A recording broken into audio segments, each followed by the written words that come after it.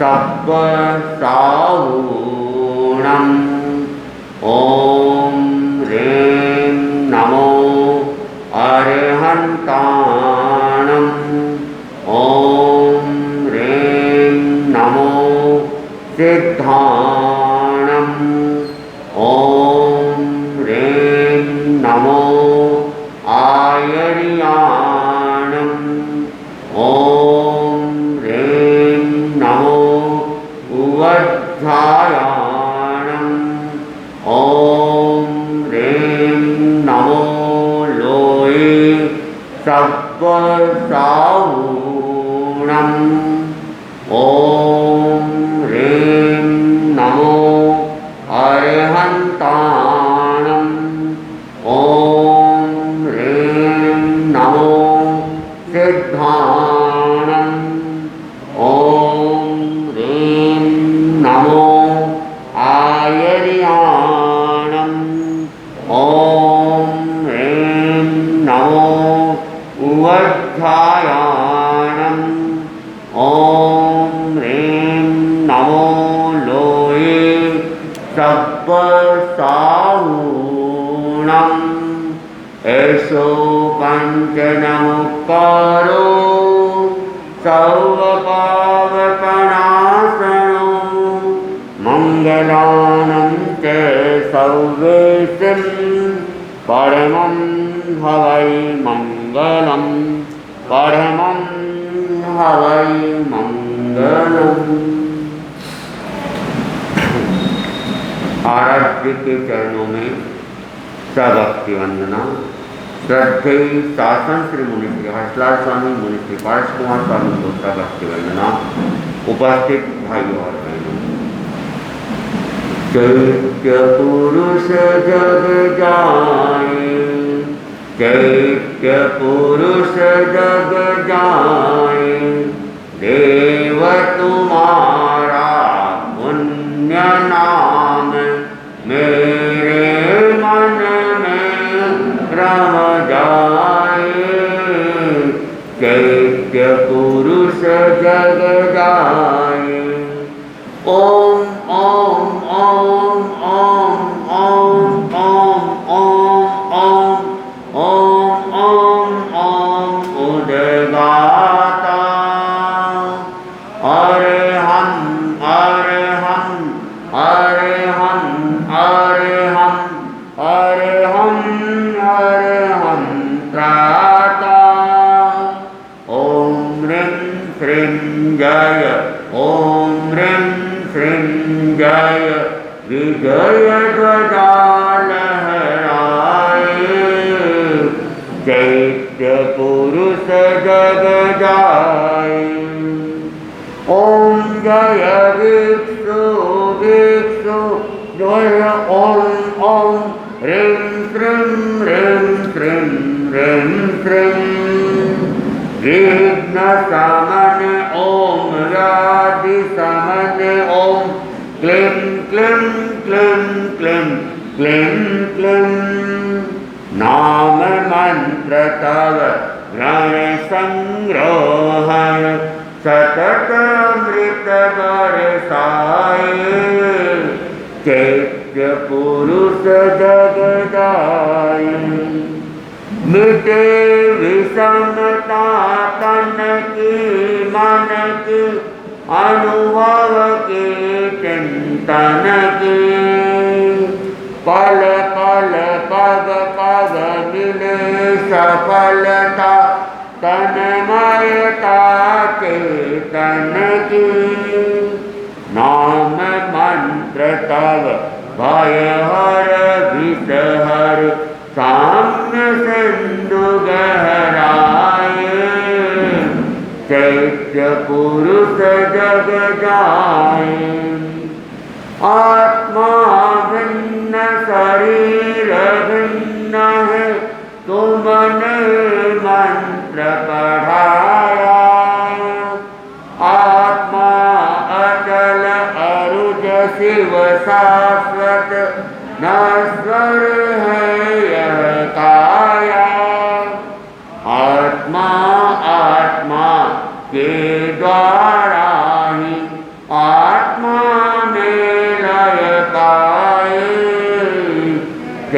चैत्य पुरुष जग जाय। तुम निरुपद्रव हम निरुपद्रव, तुम हम सब है आत्मा। तब जागृत आत्मा से हम सब बन जाए परमात्मा। ओम रंग रिंग रुंग रिंग रंग रंग र, अंतर मल दुल जाए। चैत्य पुरुष जग जाए। देव तुम्हारा पुण्य नाम, मेरे मन में रम जाए। चैत्य पुरुष जग जाए। चैत्य पुरुष जग जाए।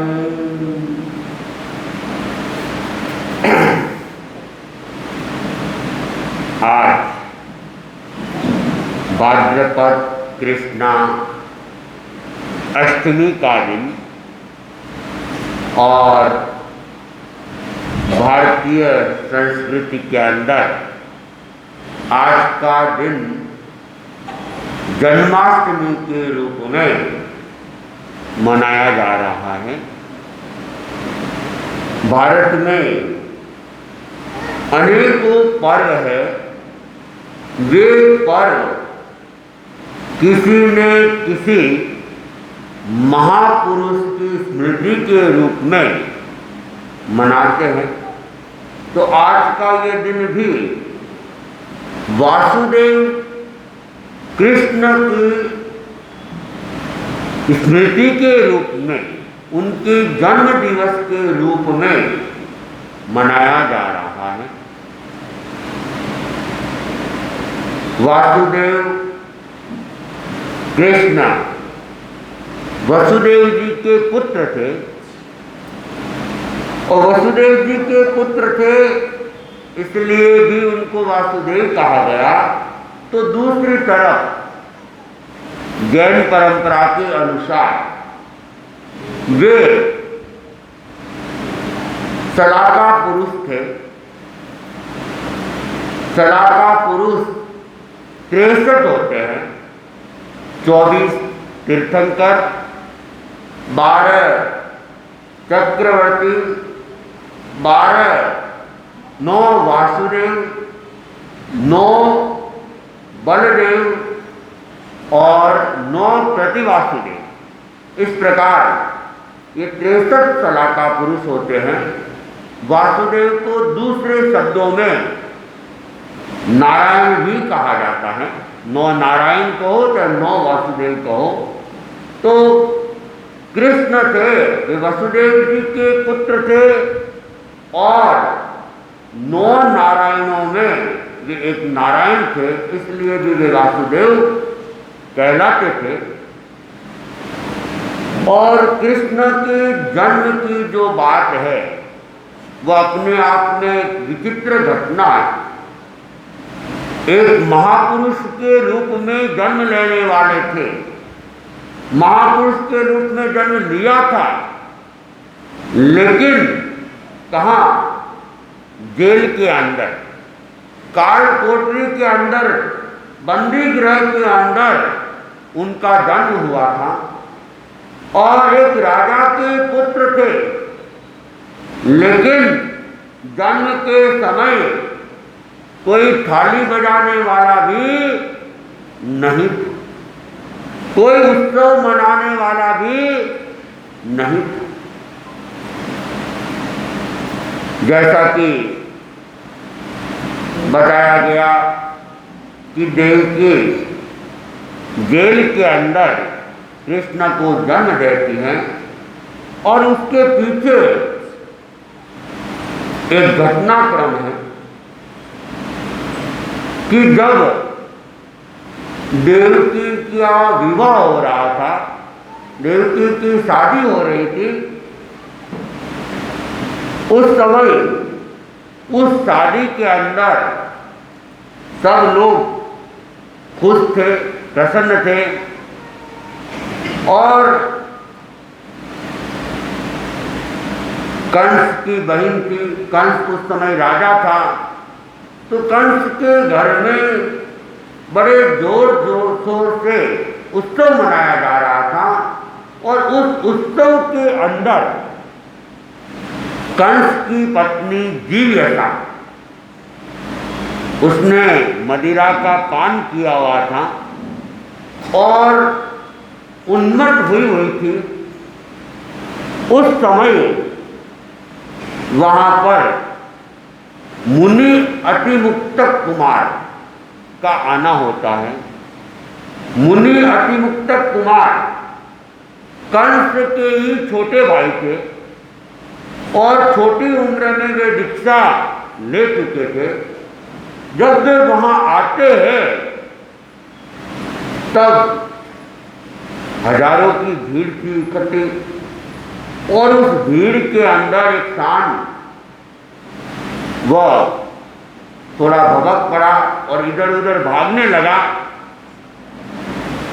और वो भागते भागते मुनि अतिमुक्तक कुमार से टकरा गया और अतिमुक्तक कुमार जी गिर जाते हैं।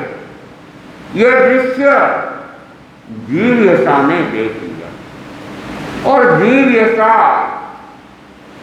व्यंग्य के अंदर, अहंकार के अंदर मुनि अतिमुक्तक कुमार को कहती है कि देखो, कहा तो आपका भाई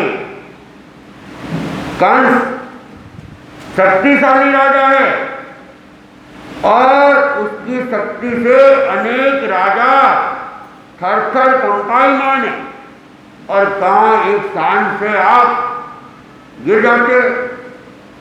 कहाँ तो आपके भाई हजारों लोगों के ऊपर, लाखों लोगों के ऊपर राज करते हैं और कहाँ आप घर घर टुकड़े मांगकर अपना जीवन यापन कर रहे।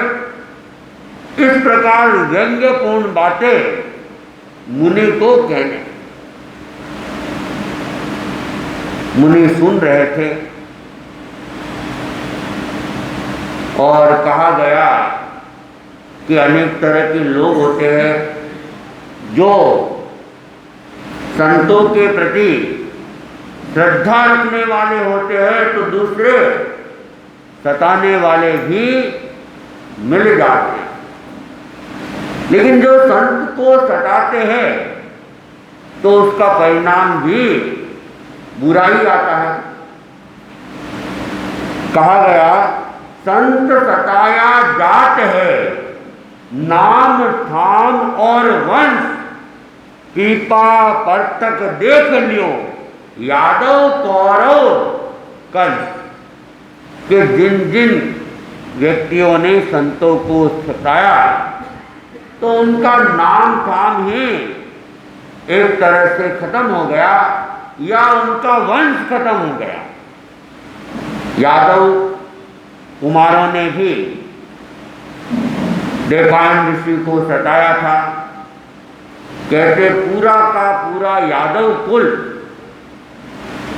नष्ट हो जाता है, संत के साथ के कारण से नष्ट हो जाता है। कंस पत्नी ने भी संत को सताने का एक पाप किया।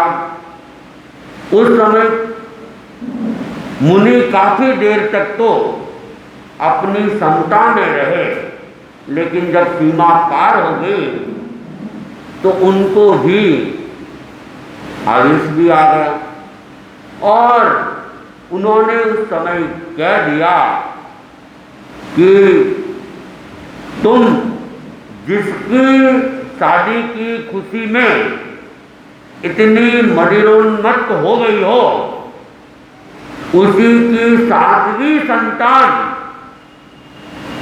तुम्हारे पति का हनन करेगी, हंता बनेगी, मारने वाली होगी।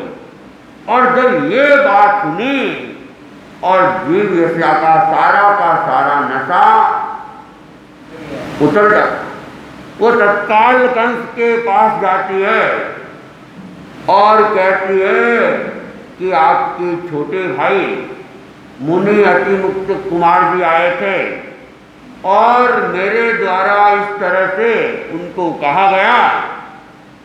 तब उन्होंने मुझे बताया कि देवकी का 7वां पुत्र आपकी मृत्यु का कारण बनेगा। और ये बात सुनते ही कंस के भी होश हवास गुम हो गए, थर थर कांपने लग गया, पसीने पसीने होने लगा।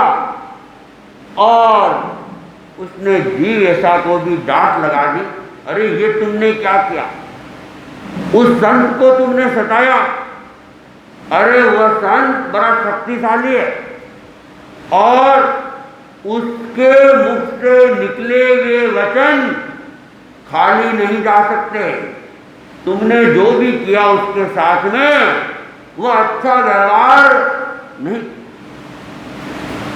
ठीक है, अब जो घटना घटनी थी वह तो घट गई। कंस ने फिर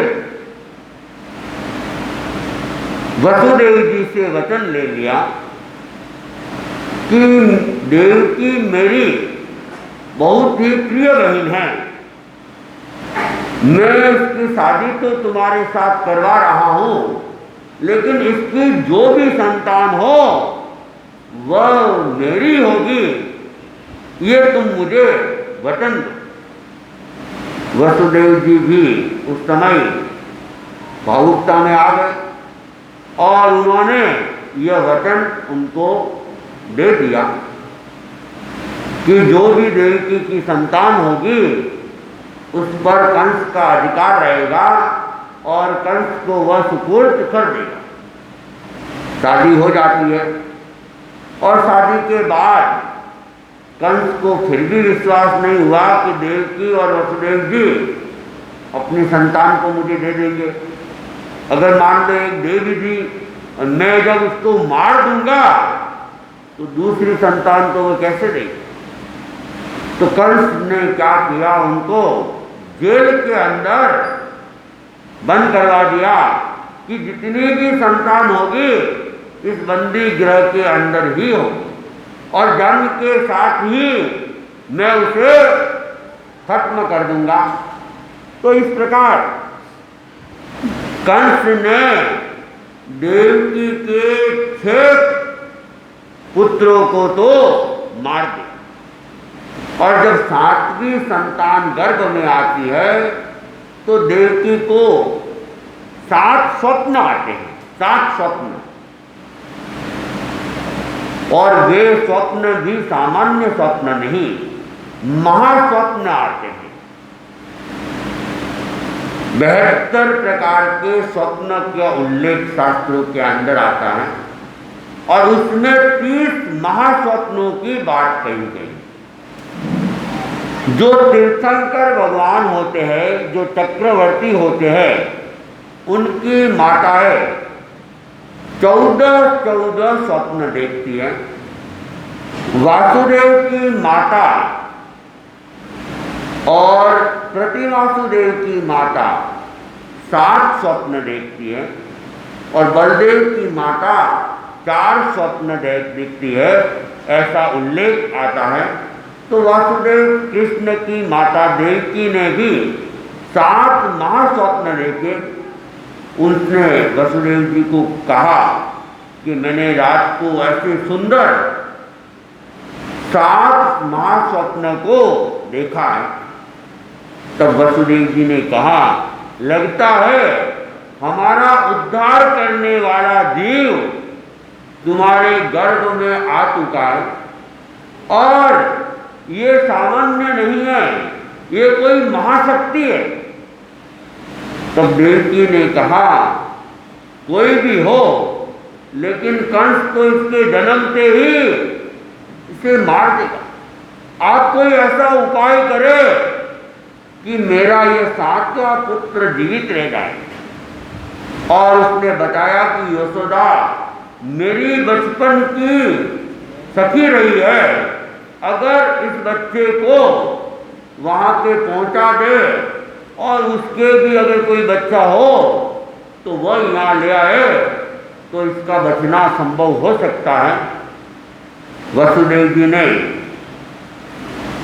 गुप्त रूप से किसी के द्वारा ये पता करवाया तो उन्हें पता चला कि यशोदा भी गर्भवती है। एक तो विश्वास हुआ कि चलो अच्छी बात है, अब योग मिल जाए कि दोनों की संतान पास पास में हो जाए और मैं इस बच्चे को वहां पहुंचा दूं और इस बच्चे को यहाँ ले आए। सारा घटनाक्रम वैसे नियति से संबंधित था और नियत घटनाक्रम ही हुआ।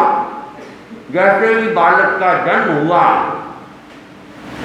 कहते हैं देव शक्ति अदृश्य रूप से वहां मौजूद थी और उन्होंने उस समय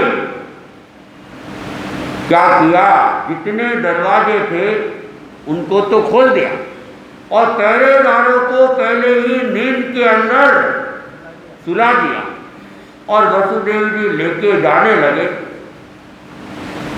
उग्रसेन उस समय जग रहे थे, उनको भी जेल में डाला हुआ था। उनके पुत्र कंस ने अपने बाप को जेल में डालकर क्या किया था, खुद राजा बन गया था।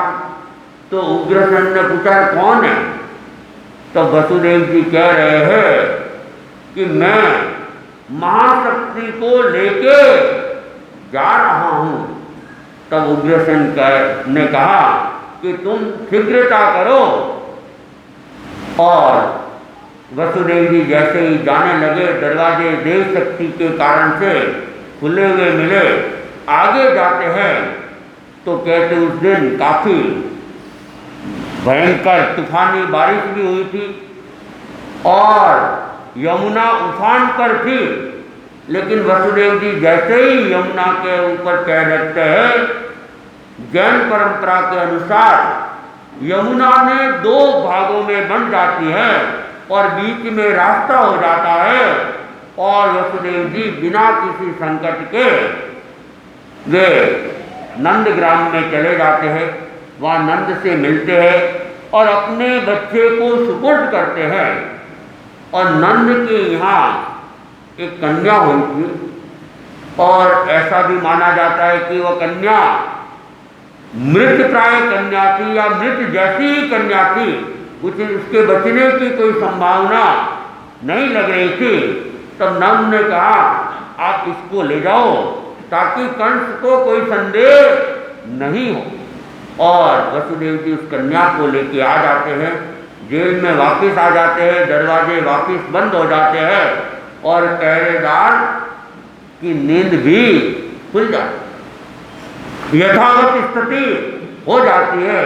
जब पहरेदारों को पता चलता है बच्चे का जन्म हो गया, कंस को सूचना मिली, कंस वहाँ पर आते हैं और कंस ने उस कन्या को देखा तो सनातन धर्म तो ये मानते हैं कि उसको शिला के ऊपर पटक देते हैं और पटकते ही वो उछल के आकाश में चली जाती है और बिजली के रूप में परिवर्तित हो जाती है। जैन परंपरा के अनुसार कहा जाता है कि कंस ने सोचा ये कन्या मेरा क्या हित करेगी, तो उसने केवल उसके नाक कान कटवा के उसको बाहर छुड़वा दिया, बाहर छिपवा दिया। तो इस प्रकार वासुदेव कृष्ण का जन्म जेल के अंदर होता है, आज ही के दिन होता है और बाद में वे 3 खंड के अधिपति भी बनते हैं। उनके जीवन की भी अनेक अनेक घटनाएं हैं। घटनाओं को बताने का तो अभी समय नहीं है। तो वासुदेव कृष्ण 63 सलाका पुरुष के अंदर एक महान आत्मा थी और उन्होंने भी यहाँ पर जो अत्याचार अनिति जो हुए थे, हो रहे थे, उसको मिटाने के लिए प्रयास किया। धर्म को वापिस यहाँ पर अच्छे ढंग से हो चल सके उसका प्रयास किया, अनिति को मिटाया और 3 खंड के अधिपति बनके उन्होंने राज किया। जैन परंपरा के अनुसार वे अरिष्ट नेमि के छोटे भाई भी थे और उनको भी तीर्थंकर नाम गोत्र का बंध हुआ था और आने वाले उत्तरपिणी काल के अंदर वे तीर्थंकर बनेंगे। तो उस तीर्थंकर होने वाली भावी आत्मा के प्रति मंगल कामना। ओम अरहम।